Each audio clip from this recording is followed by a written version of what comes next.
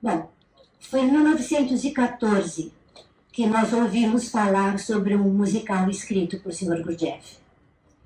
E o que tínhamos em mãos naquela época era o mesmo que temos hoje. Era esse livreto, onde o cenário do musical do Sr. Gurdjieff foi detalhadamente descrito. Esse livrinho foi traduzido em várias línguas ocidentais, mas não em português. Então, eu até peço desculpas por algum erro, porque eu fiz a minha própria tradução, usando várias versões e os recursos que eu tinha, com um pouco de italiano, um pouco de francês, um pouco de inglês, um monte de Google. Para ajudar. Eu queria ter certeza de que a minha interpretação estaria correta. O livro foi escrito sob o ponto de vista de um observador, que descreve detalhadamente e sem julgamentos tudo o que está no palco. De vez em quando, o Sr. Gurdjieff fez algumas intervenções para nos explicar a sua intenção em elaborar determinada cena. A aura de mistério que envolve essa produção sempre despertou muita curiosidade, mesmo naquela época em que foi escrita. Os jornais da época falaram sobre isso algumas vezes.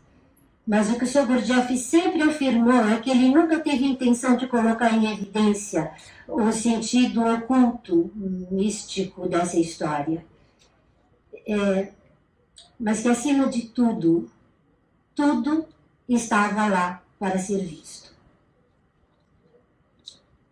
Por razões que eu desconheço, esse musical nunca foi montado e ele nunca foi representado.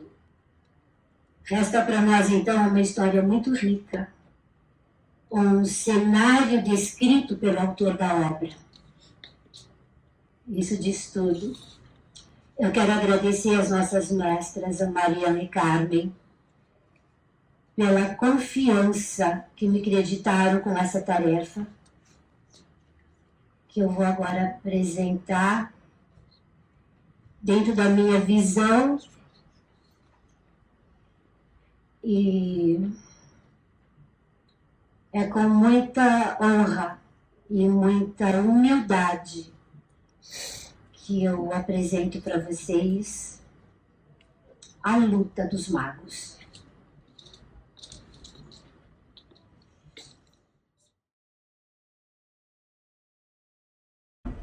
Primeiro ato. Estamos em uma grande cidade comercial do Oriente, na Praça do Mercado, onde várias ruas e becos se encontram. Em torno da praça, há lojas e tendas com toda a variedade de mercadorias. Sedas, cerâmicas, especiarias, oficinas de alfaiates e sapateiros. Ali à direita, muitas bancas de frutas. As casas têm telhados planos de 2 e 3 andares com muitas varandas. Alguns tapetes pendurados e outros espalhados para lavagem. Logo ali sobre um telhado tem uma loja de chá. Mais adiante, crianças estão brincando. 2 macacos estão subindo por um beiral. Atrás das casas pode-se ver ruas sinuosas que levam para as vilas nas montanhas. Mesquitas, minaretes, jardins, palácios, igrejas cristãs, templos hindus e pagodes. Ao longe, na montanha, se vê a torre de uma antiga fortaleza. Há uma multidão que se move nessa praça entre as ruas e o beco do mercado. E nessa multidão se observa tipos de quase todos os povos asiáticos vestidos com seus trajes típicos. Tem um persa com uma barba tingida. Um afegão todo de branco tem uma expressão orgulhosa e ousada. Um paquistanês com um enorme turbante branco está carregando muitas facas presas na cintura. Um hindu seminu tem a frente da cabeça raspada e o símbolo de Vishnu pintado na testa. Um nativo de Kiva está coberto com peles valiosas. Há um tibetano vestido um traje chinês. Também se vê bocares, árabes, turcomanos e caucasianos. Os comerciantes gritam oferecendo seus produtos aos passantes. Mendigos pedem esmolas com vozes lamentosas. um vendedor de sorvete canta uma música engraçada para atrair a atenção. Um barbeiro de rua, raspando a cabeça de um velho e venerável Hadi, conta as fofocas da cidade para um alfaiate que janta no restaurante ao lado. Um cortejo fúnebre passa por um dos becos. Na frente vai um mulá e atrás dele o cadáver é levado num caixão e seguido por mulheres lamentosas. Em outro beco há uma luta em andamento e todos os meninos correm lá para assistir. O rico e importante mercador passa ignorando a multidão. Os seus servos o seguem carregando cestos cheios de compras. A seguir aparecem alguns mendigos esgotados, seminus e cobertos de poeira, evidentemente acabando de chegar de alguma área assolada pela fome. Os vendedores de cachemiro levam seus produtos para fora e anunciam suas ofertas aos gritos. O encantador de serpentes sentou-se em frente à casa de chá e é cercado pela multidão curiosa. Burros atravessam as praças carregando mercadorias. As mulheres caminham juntas, algumas usam burca e outras têm o rosto descoberto. Um faquir sentado numa pele de antílope tem os braços estendidos e os olhos fixos em um ponto qualquer. Uma velha mulher corcunda com ar piedoso coloca dinheiro na tigela de coco perto dele. Uma procissão de casamento caminha pela praça. Na frente vão crianças vestidas com cores alegres e atrás delas em palhaços, músicos e bateristas. Um pregador passa gritando com o máximo de sua voz. De um beco se ouve um barulho metálico de martelos. Em toda a parte é ruído, som, movimento, riso, briga, oração, negociação. A vida borbulhante. 2 homens se destacam nessa multidão. Eles estão ricamente vestidos. Um deles é Gafar, um bonito e bem-sucedido parse. Ele é muito rico, tem cerca de 30 ou 35 anos de idade. Tem o rosto barbeado, exceto por um pequeno bigode preto, e o seu cabelo bem curto. Ele veste um casaco de seda amarelo, usa como cinto um lenço cor-de-rosa pálido. O seu manto de brocado tem os punhos e a barra bordados em fios de prata. Em seus pés, ele usa altas botas de couro amarelo bordadas em ouro e pedras preciosas. Ele usa um turbante azul turquesa e em todos os seus dedos traz anéis com grandes esmeraldas e diamantes.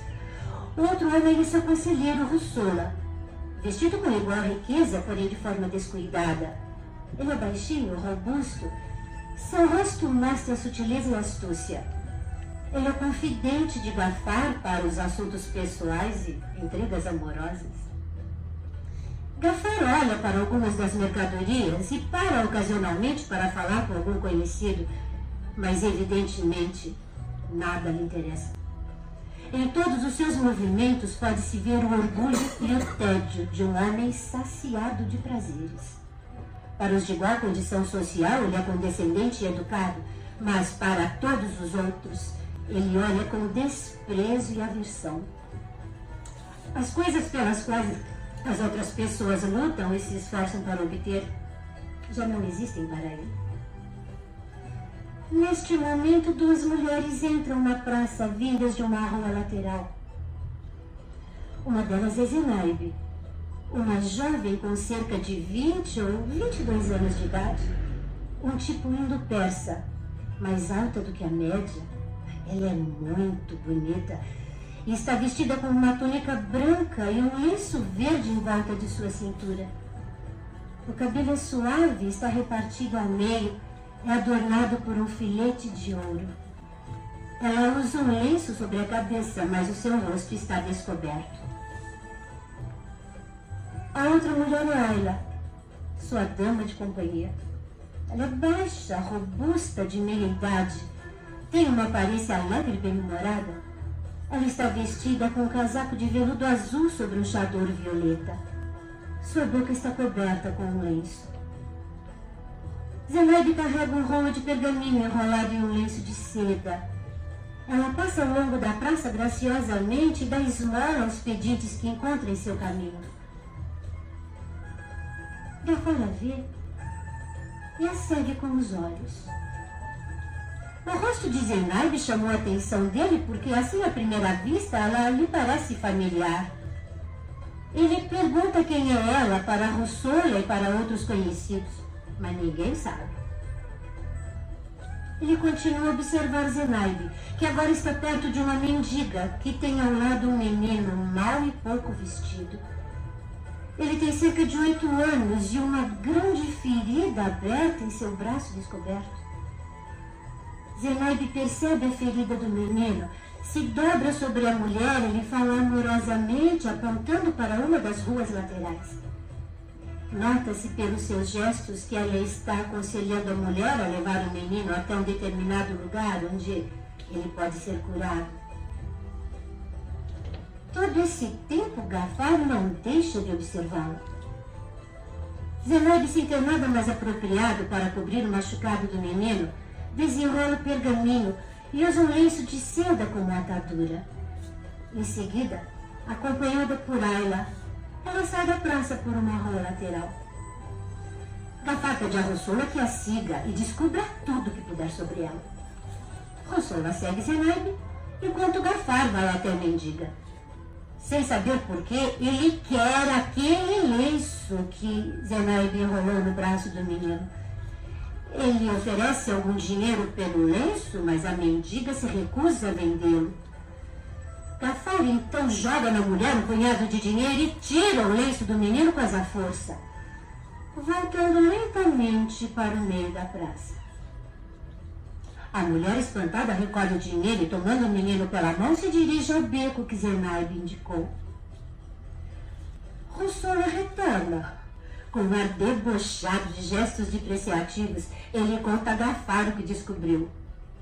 Zenaide não é uma mulher de quem ele poderá se aproximar assim, casualmente. Assim conversando, os dois saem da praça, por uma das ruas à esquerda. A noite se aproxima. Em um dos becos há muito movimento. E deles vem um derviche, seguido por muitas mulheres e crianças.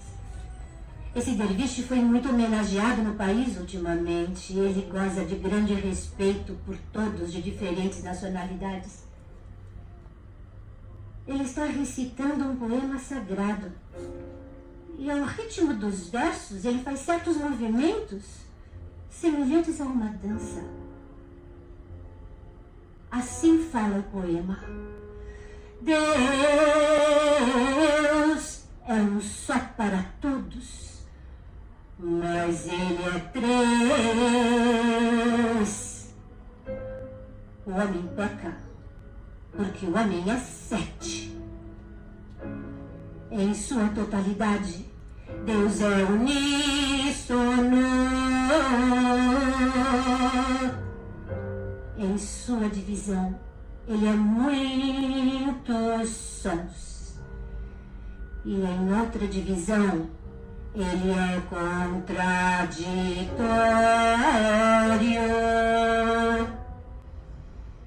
Ele está em tudo e em todos os lugares. Quando um homem o vê, depende de suas qualidades qual é a parte que consegue tocá-lo. Mas se quem o toca for ignorante, verá na parte que toca o todo.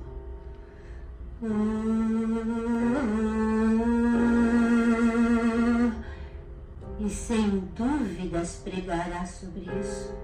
Ele peca, porque age contra as leis estabelecidas nos mandamentos do Altíssimo. O mandamento é esse. Eu sou a verdade. Sua descrença o atrai para junto de mim, porque quem me vê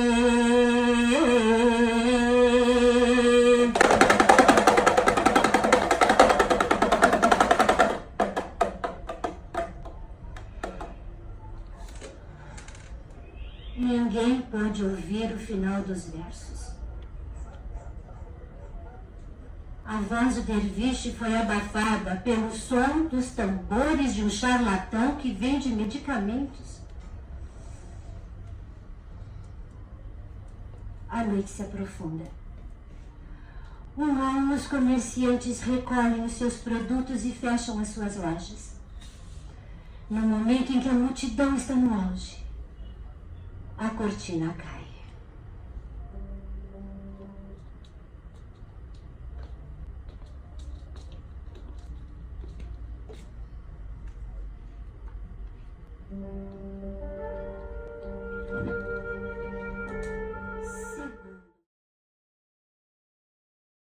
Na escola do Mago Branco.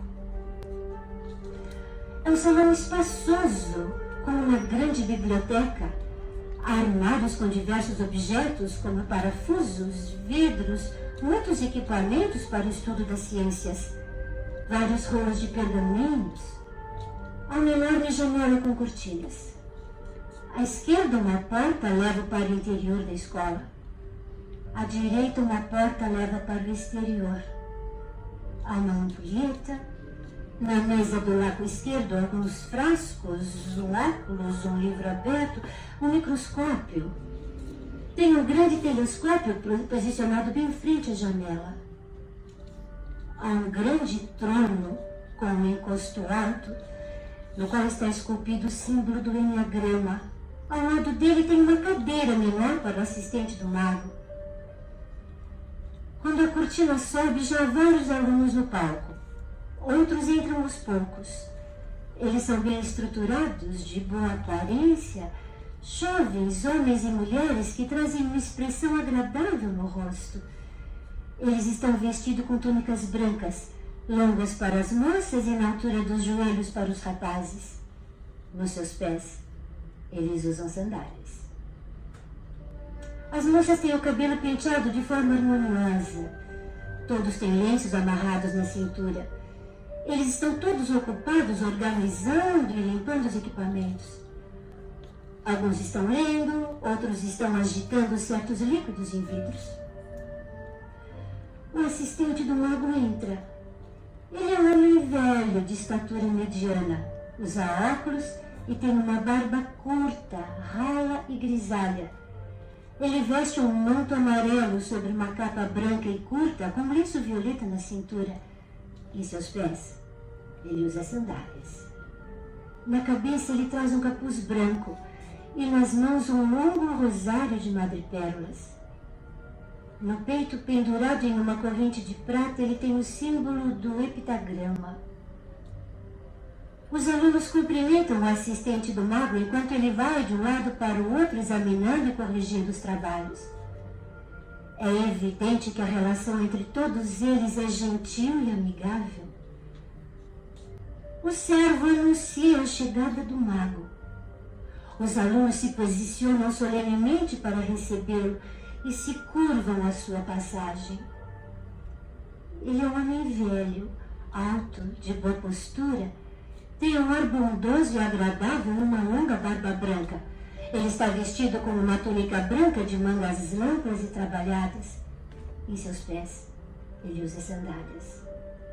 Traz nas mãos uma longa bengala com cabeçote de marfim e em seu peito, pendurado numa grossa corrente de ouro, o símbolo do Enneagrama trabalhado em pedras preciosas.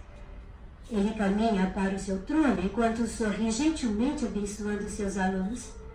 Ao sentar-se em seu trono, o símbolo do Enneagrama esculpido no espaldar se ilumina. Os alunos, um de cada vez, vêm beijar a sua mão e depois retornam aos seus afazeres. Nesse momento, Zenaide entra. Ela está atrasada e ofegante por causa da pressa. Ela vai até o mago e também beija sua mão. Pela maneira com que o mago a cumprimenta, fica evidente que ela é um de seus alunos favoritos. Então ela se dirige aos outros alunos para lhe contar a sua experiência com a mendiga e o menino. Um dos alunos vai até o mago e lhe faz uma pergunta. E os outros alunos se reúnem ao redor do trono, pois todos querem ouvir a resposta. Iniciando a explicação, o mago se levanta. Ele vai ao microscópio e começa algumas demonstrações. Os alunos, um de cada vez, olham através do microscópio. Depois o mago vai para a janela e abre a cortina. O céu está claro e estrelado. O mago dirige o telescópio para o céu e os alunos, um por vez, olham através dele, enquanto ouvem as explicações do mago. A ideia principal demonstrada é a seguinte: o que está em cima é similar ao que está embaixo, e o que está embaixo é similar ao que está em cima. Cada unidade é um cosmos. As leis que regem o megalocosmos também regem o macrocosmos, o deuterocosmos, o mesocosmos, o tritocosmos e outros, incluindo abaixo o microcosmos. Tendo estudado um cosmos, você conhecerá todos os outros. Para nossos estudos, o cosmo mais próximo de todos é o tritocosmos. E para cada um de nós, individualmente, o principal objeto de estudo é a própria pessoa. Conhecendo-se completamente, se conhecerá o todo, até mesmo a Deus, uma vez que os homens são criados à sua semelhança. Terminando a explicação, o mago retorna ao seu trono. Um servo se aproxima e informa que alguém está pedindo licença para entrar. Recebendo a permissão, o servo traz a pedinte com a criança. Ela se joga aos pés do mago e implora por ajuda. Zenab também vai até o mago e intercede pelo menino. Depois de examinar a ferida, o mago pede algumas coisas ao assistente, que vai para uma outra sala e retorna trazendo uma almofada sobre a qual uma varinha de marfim com uma bola de prata em uma das pontas.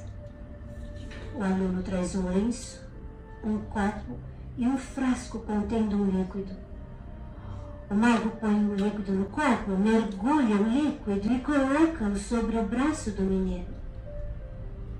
Ele faz então alguns movimentos com sua varinha. E quando o mago tira o lenço, a ferida não existe mais. A mendiga muda de espanto, cai de joelhos e beija a barra da túnica do mago. Ele acaricia a cabeça do menino e em seguida despede-se deles. O trabalho deve ser retomado na escola. Os alunos então alinham-se em fileiras e com o sinal do mago eles iniciam juntos uma série de movimentos ritmados e complexos que lembram uma dança. Essas danças sagradas são consideradas um dos principais objetos de estudo em todas as escolas esotéricas do Oriente. Estes movimentos têm um duplo propósito, pois eles contêm e expressam um certo conhecimento e, ao mesmo tempo, servem como um método para atingir um estado harmonioso do ser. A combinação desses movimentos produzem diferentes sensações, vários graus de concentração do pensamento, criam os esforços necessários para diferentes funções e mostram os limites possíveis de força individual. Após algum tempo, um dos alunos aponta para a ampulheta. Então o mago diz que todos devem terminar suas ocupações e preparar-se para o que vem a seguir. Ele vai até a janela. Amanhece.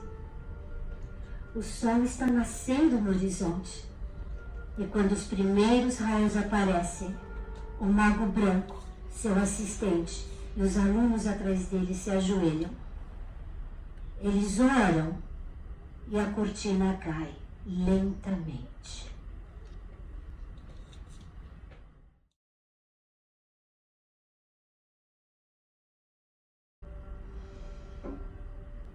Terceiro ato. Na casa de Gafar. É uma grande sala ricamente decorada no estilo indo-persa. À esquerda, uma porta que leva para o interior dos aposentos e na parte de trás, uma porta que leva para o jardim externo.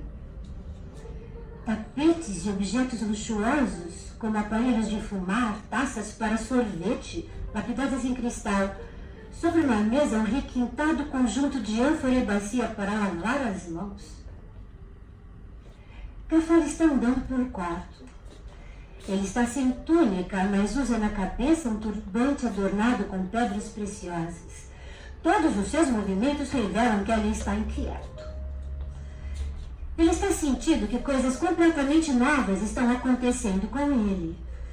Ele, que sempre foi tão arrogantemente calmo e indiferente, está agora agitado, preocupado com ninharias que até hoje ele nunca havia prestado atenção. Neste momento, ele está esperando por Russola, que vai lhe trazer notícias sobre Zenaide, aquela mulher que ele encontrou no mercado há um mês atrás, e a quem Russola, até agora, apesar de toda a sua habilidade e experiência, ainda não conseguiu trazer para o harém de Gafar. Ontem Gafar deu a ele um ultimato. Ordenou que Russola lhe trouxesse Zenaide a qualquer custo. Ele se sente ridículo por estar impaciente desse jeito, mas ele já se sentiu atraído por muitas mulheres antes. Mas enquanto Russola se ocupava do assunto, ou ele esquecia a mulher, ou se desinteressava dela. Agora, no entanto, ele não consegue esquecer Zenaide. Pensa nessa mulher em todos os momentos do seu dia. Russola finalmente entra pela porta dos fundos. Ele está furioso. Ele traz notícias desanimadoras. Diz a Gafar que todos os seus esforços para cumprir as suas ordens falharam. Esgotaram suas possibilidades. Zenaide recusou presentes irrecusáveis. Tecidos indianos bordados em ouro, cavalos árabes, chineses e persas. Raridades como um colar de esmeraldas de valor inestimável, que foi presente do Rajá de Kolhapur para o avô de Gafar. Ela recusou a famosa pérola azul de Gafar, a lágrima do Ceilão. Gafar ofereceu um palácio só para ela, com servos e servas, um belíssimo castelo de sua família, conhecido como o Sopro do Paraíso. Mas Zenaide recusou a tudo. E Gafar está confuso. Ele se torna cada vez mais convencido de que não tem forças para reconciliar-se com a teimosia incompreensível dessa mulher. Ele então compreende que é ela a causa de seu recente estado mental perturbado. É evidente que nessa mulher há algo excepcional. Gafar sempre se irrita quando é contrariado, mas agora, embora ele seja incapaz de conter a sua raiva, ele está quase feliz pelo fracasso de Russola. Porque essas coisas estranhas que ele tem observado em si mesmo o faz repensar seu relacionamento com as mulheres. De acordo com o costume de seu país, para os homens de sua condição social, aos 17 anos ele já tinha seu próprio harém, que atualmente tem 32 mulheres. Mas ele ainda é solteiro. Ele já pensou em casar-se, principalmente para agradar a sua velha mãe, que está sempre sonhando com seu casamento. E ele já se sentiu atraído por algumas mulheres antes, mas no início elas pareciam ser merecedoras de sua atenção. Mas no final, todas demonstraram que só tinham sentimentos mesquinhos e egoístas.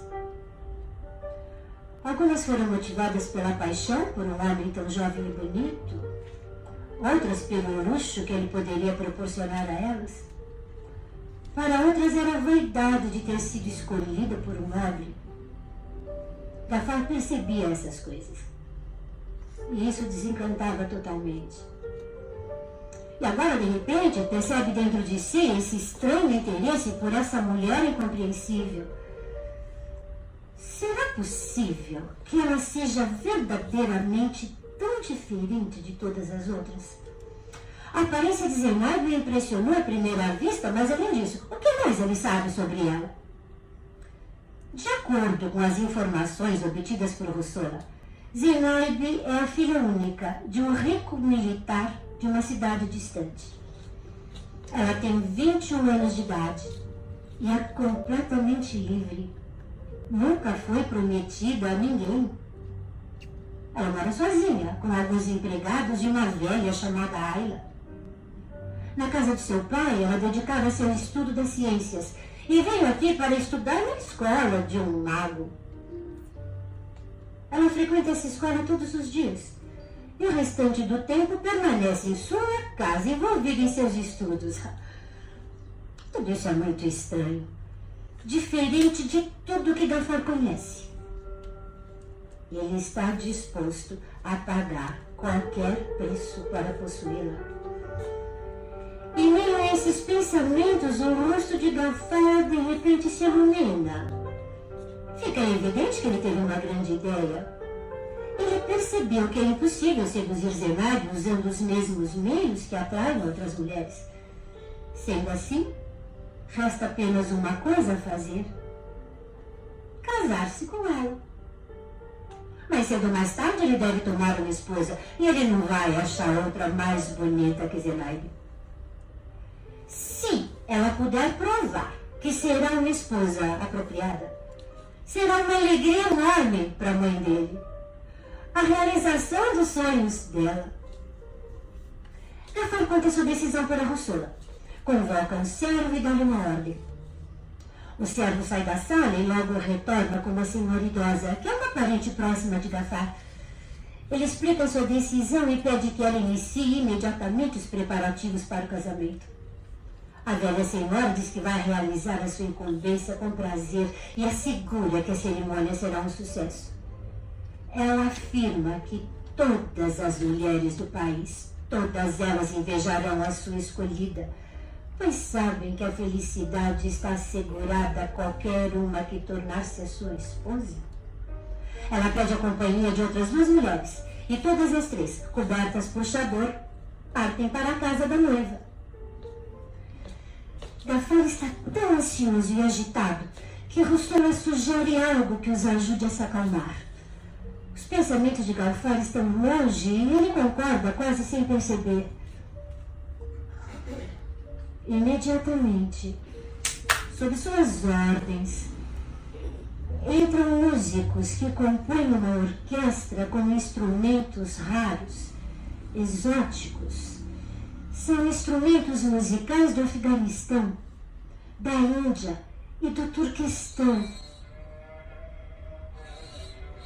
Os dançarinos do harém entram aos pares.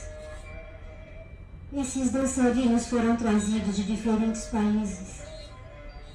Por sua beleza, bem como por sua habilidade e agilidade, eles são considerados os melhores da terra. As pessoas vêm de muito longe para assisti-los.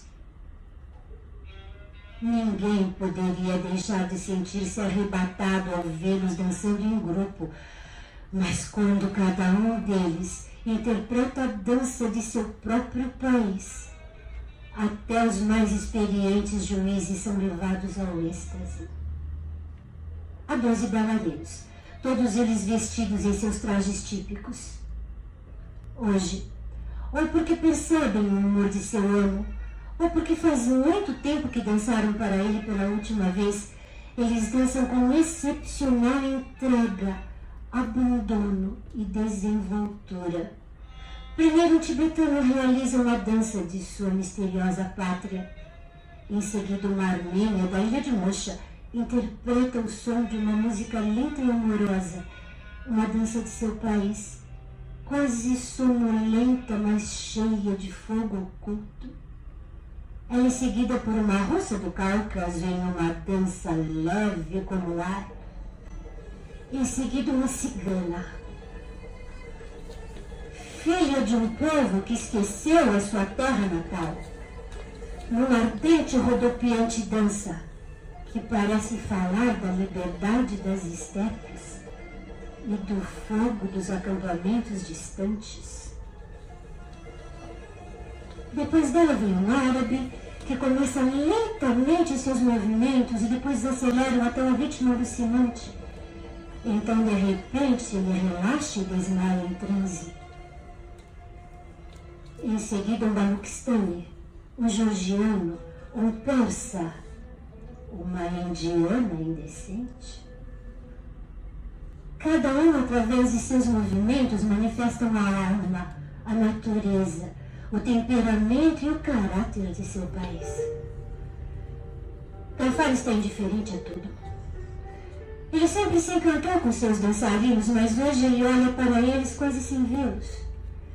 Ele está imerso em seus pensamentos, tentando entender suas emoções. Durante uma das danças, as mulheres enviadas à casa de Zenaide retornam.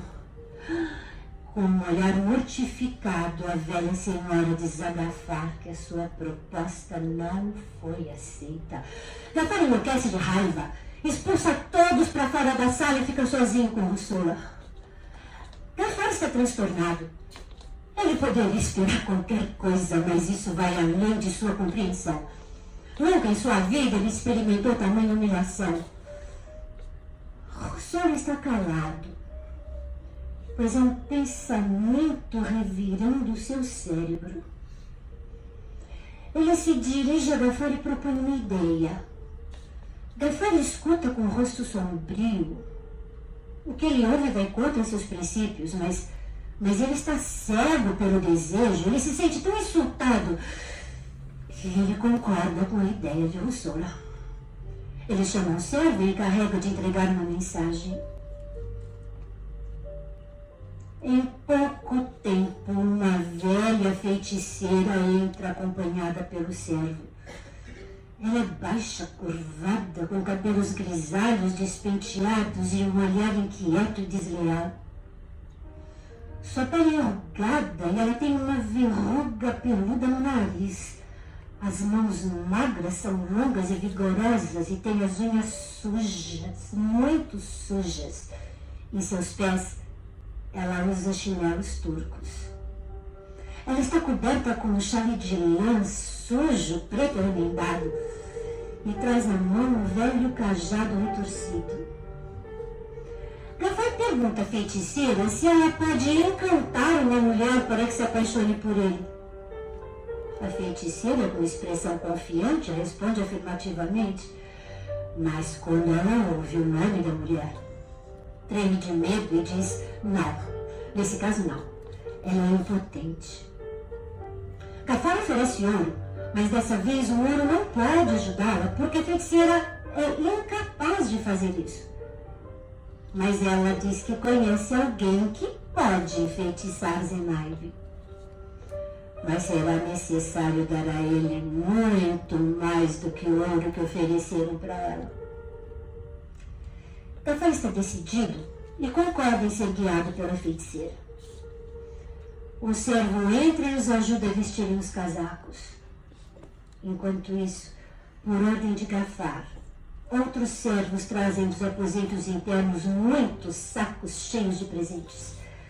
Gafar e Russula, a feiticeira e os servos transportando os presentes, saem pela porta dos fundos. E fecha-se a cortina.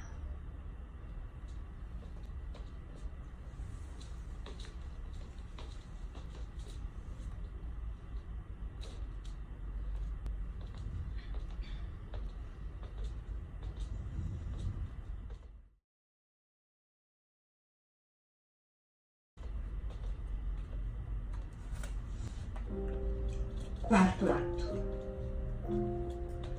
A escola do Mago Negro.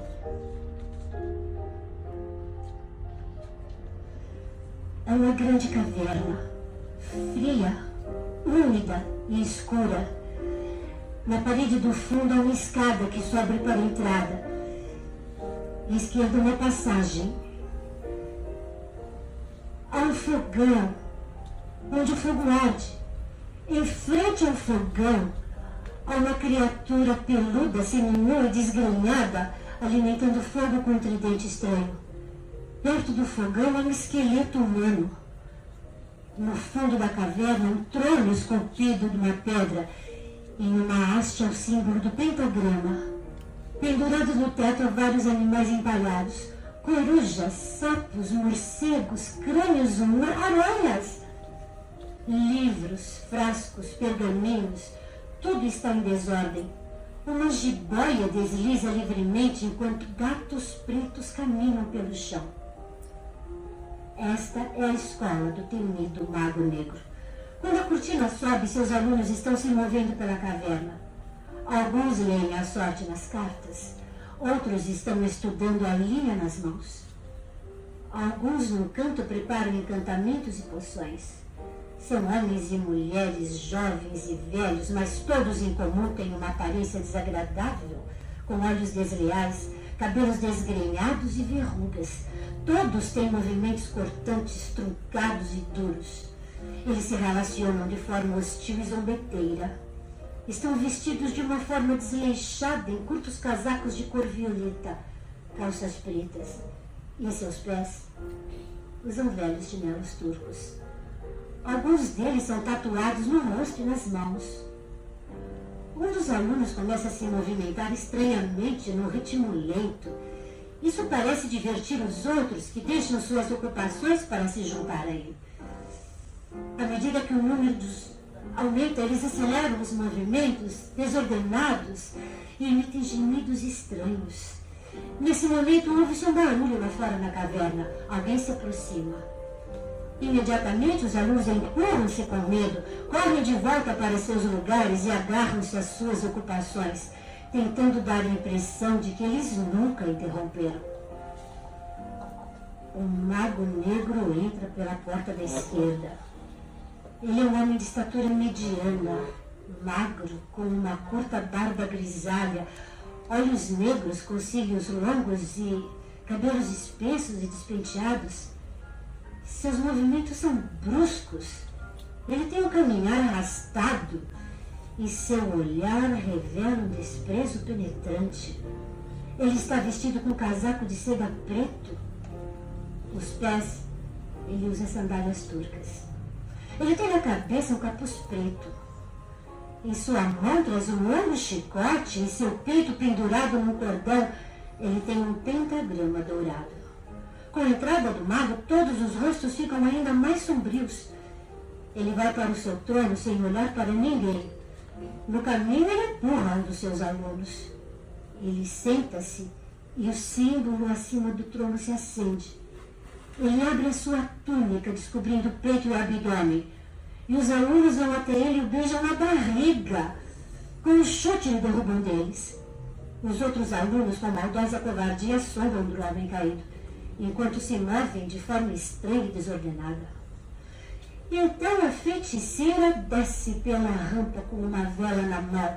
Ela se aproxima do mago negro receosa, beija na barriga e diz algo apontando para a entrada.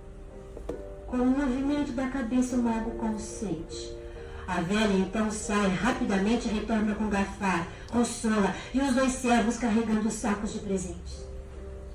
Os servos, coitados, estão tão apavorados que eles entraram tremendo de medo, olhando para tudo aquilo com muito horror. Quando chegam ao centro da caverna, eles largam os presentes e fogem dali. Rossola e Gafar também estão com muito medo. Mas Gafar vai até o mago e revela a razão de sua visita.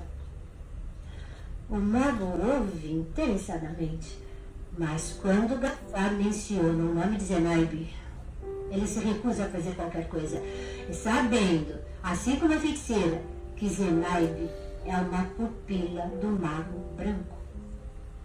Gafar insiste, irritado, apontando para os sacos valiosos, tira um anel de seu dedo, ele abre sua bolsa, tira preciosas joias e joga tudo na frente do mago. À vista de tanto ouro e tantas joias, o mago hesita, muda de ideia e aceita enfeitiçar Zenaib. Ele ordena que Gafar consiga algo que tenha sido usado por ela recentemente.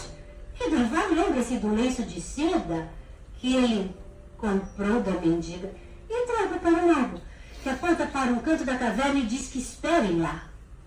Então, quase aos gritos, ele dá algumas ordens a seus alunos. Alguns arrastam uma mesa para o centro da caverna e a cobrem com um pano preto bordado com estranhos símbolos. Outros trazem uma varinha de ébano, um pedaço de argila mole e também uma urna, da qual se projeta um osso de uma coxa humana.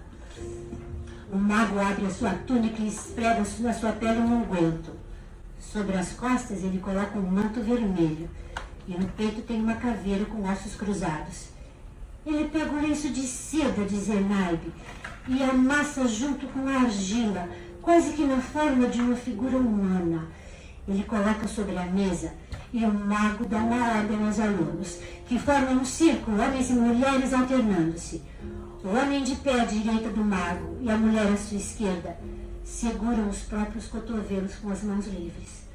Alguns dos alunos permanecem estrategicamente fora do círculo. O mago segura a varinha na mão direita e com a esquerda ele faz certos movimentos e sussurra encantamentos. Os alunos que fazem parte da roda se contorcem. Eles têm movimentos convulsivos e alguns deles estão tão fracos que chegam a cair. Seu lugar é tomado por outros alunos o mais rapidamente possível, porque a cadeia não pode ser quebrada. A figura de barro sobre a mesa começa a iluminar-se. 2 alunos estão alimentando as chamas do fogão e formam-se longas labaredas. Os movimentos dos alunos se tornam cada vez mais violentos. Eles estão usando o máximo de suas forças. O mago também está fazendo um esforço intenso. As luzes na figura de barro aumentam. Ouve-se um barulho agudo. A luz da caverna enfraquece e, de repente, em cima do fogão, aparece a sombra de Zenaide. Sua sombra vai ficando mais nítida enquanto o vapor que sai do caldeirão diminui. Há um ruído em torno da caverna. Sons como os trovões e há uma grande explosão. A caverna fica mergulhada em total escuridão. Pouco a pouco a luz reaparece. A sombra de Zenaide acima do caldeirão já não pode ser vista. A chama do fogão extinguiu-se. Está feito. Os alunos totalmente exaustos estão caídos no chão. Até mesmo o mago negro está semi-desfalecido em seu trono. Os alunos começam a levantar-se. O menos exausto dá a eles algo para beber e os ajuda a levantar. O mago negro, tendo recuperado parcialmente as suas forças, pega a figura de barro, envolve-a num pano e entrega para Gafar com algumas instruções. Tudo o que aconteceu reproduziu uma impressão tão avassaladora em Gafar e Russola que inicialmente eles não puderam se mover. No entanto, depois de algum tempo, eles saem de lá com os passos arrastados e são acompanhados pela velha feiticeira. O mago, agora totalmente recuperado, espalha o tesouro que recebeu de Gafar pelo chão. Seus alunos, urrando como animais, atiram-se sobre os presentes. E no meio há uma dança selvagem. A cortina cai.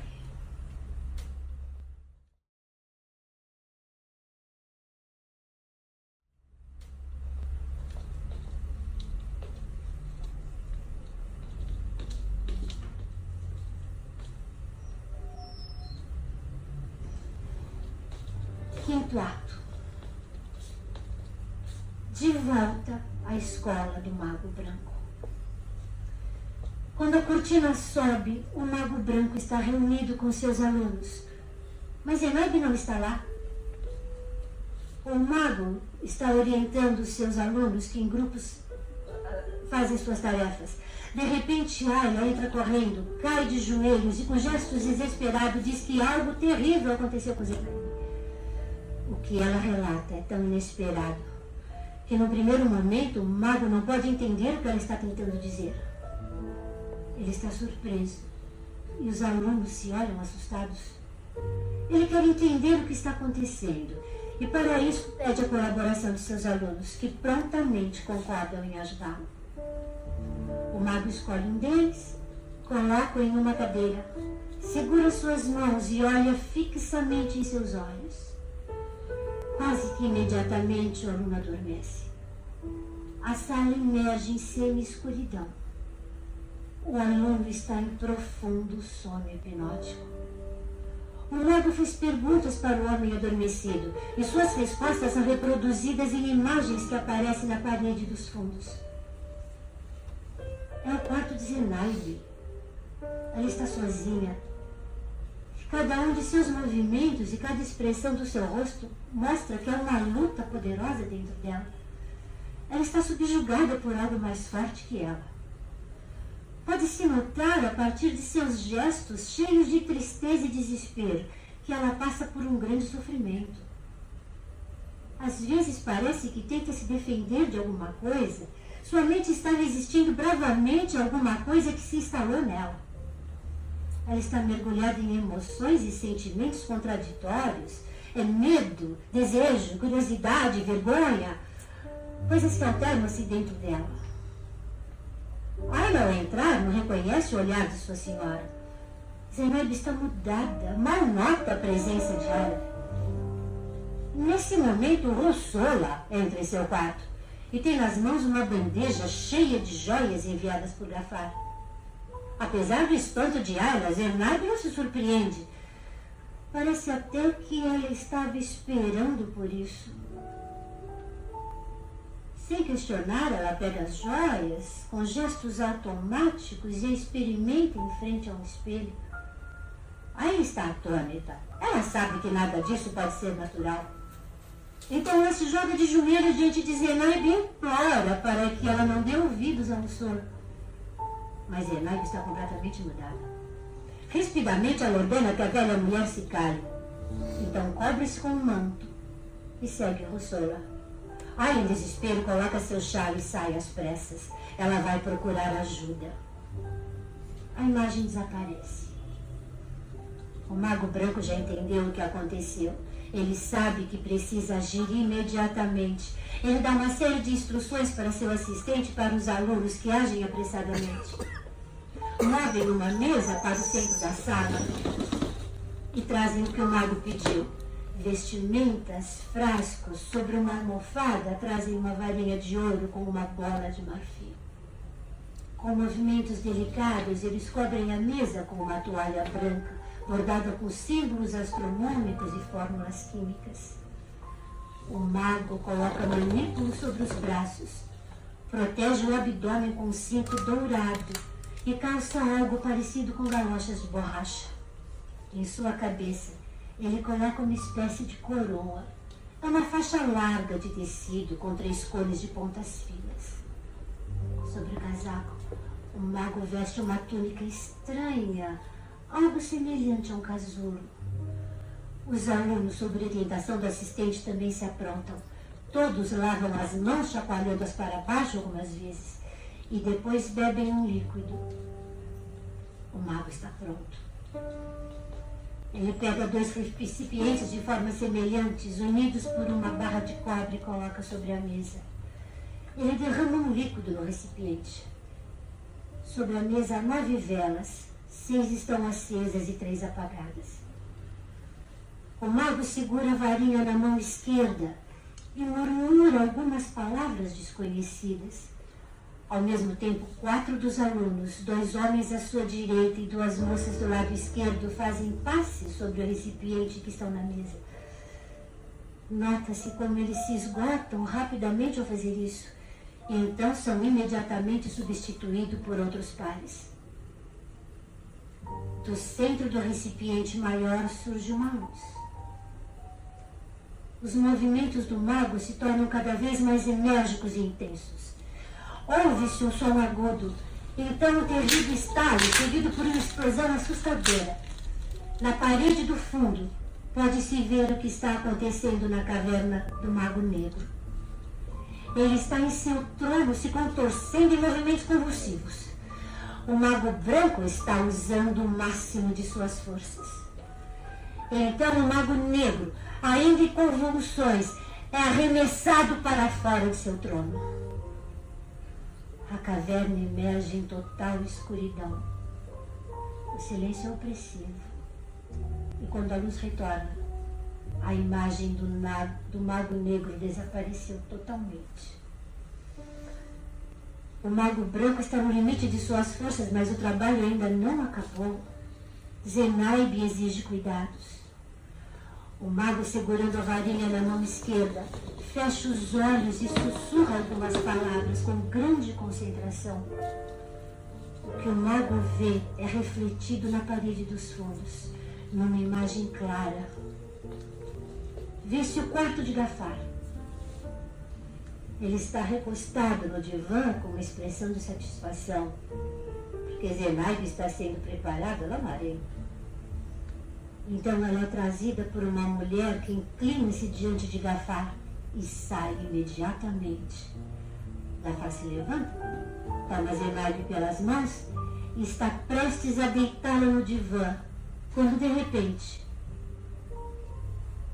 ambos ficam paralisados. O mago branco está concentrando tantas forças que se pode ver faíscas em torno dele. Depois de alguns instantes, Gafar e Zenaide voltam a se mover mecanicamente, como autômatos, e saem para fora da sala. Na imagem da parede pode-se ver o caminho que eles estão percorrendo, através das ruas e dos becos da cidade. Ambos estão mergulhados em um profundo estado hipnótico. E então, silenciosamente, eles entram na escola do Mago Branco. Com a chegada deles, o mago, com um suspiro de alívio, começa a tirar as vestimentas especiais que usava. O assistente do mago desperta Zenaide. Ela se assusta ao ver Gafar ali, e ela se lembra de tudo. Explode em soluços e com gestos de penitência joga-se aos pés do mago. Ele se inclina para ela e, acariciando seus cabelos, a levanta do chão. Ele vai até Gafar e gentilmente também o desperta. Gafar acorda assombrado, tentando se lembrar de como foi que ele chegou naquele lugar. Ele fica tão agitado que tenta agredir a todos. Mas o mago fala com ele com uma voz baixa e pausada. Ele tem um sorriso doce e gestos tão suaves que Gafar gradualmente se recompõe. Não se ouve a voz do mago, mas o que ele fala para Gafar pode ser visto na imagem que se reflete na parede. Vê-se Gafar, mas ele é velho, curvado e fraco. Ele caminha por uma rua cercado por uma multidão de pessoas, mulheres, crianças e idosos. Ele é seguido por um ser brilhante. Apesar da sua idade, Gafar está visivelmente muito feliz e alegre. No meio da multidão, ele é cumprimentado por todos. Mulheres e homens o reverenciam. As crianças lhe oferecem flores. Tudo é alegria, bênção, contentamento. Mas a imagem muda. É a mesma rua, a mesma multidão de pessoas. E novamente Gafar aparece, mas dessa vez ele está acompanhado por um ser terrível, de cor escura e avermelhada. Gafar é um velho com expressão má e insatisfeita. Aqueles com quem se encontram desviam-se dele com clara aversão. As pessoas gospem em seus passos. Os meninos lhe atiram pedras. Todos o repudiam e se revoltam com a presença dele. A imagem desaparece. Ao ver essas imagens, Gafar foi arrancado de seu acomodamento. Sentiu-se transportado pelo ar e, sem forças, cai de joelhos diante do mago. Neste momento, a luz do palco é sutil. Só o suficiente para que os movimentos possam ser percebidos. O assistente está de pé à direita do mago. Zenaide, à sua esquerda, está beijando a sua mão. Gafar está prostrado em seus pés em reverência. Ao redor dele, os alunos silenciosos a tudo contemplam. Tudo é paz, silêncio e calma. O mago levanta a mão direita. Ele olha para cima e sussurra estas palavras como em oração. será colhido o que for semeado. As obras do presente determinam o futuro. Tudo que é bom e tudo que é ruim, ambos são resultados do passado. É dever de todo homem, em cada momento do presente, preparar o seu futuro, melhorando o seu passado. Assim é a lei do destino. Faça a origem de todas as leis ser abençoada. Peço ao Senhor Criador e a todos os seus assistentes que nos façam capazes de nos lembrar, que nos ajude a estarmos presentes o tempo todo, que nos ajudem a evitar ações involuntárias, pois só através delas o mal pode se manifestar. Forças, transformem-se para ser. Faça a reconciliação, a esperança, a diligência e a justiça estarem sempre com todos vocês. Amém. E a cortina cai pela última vez.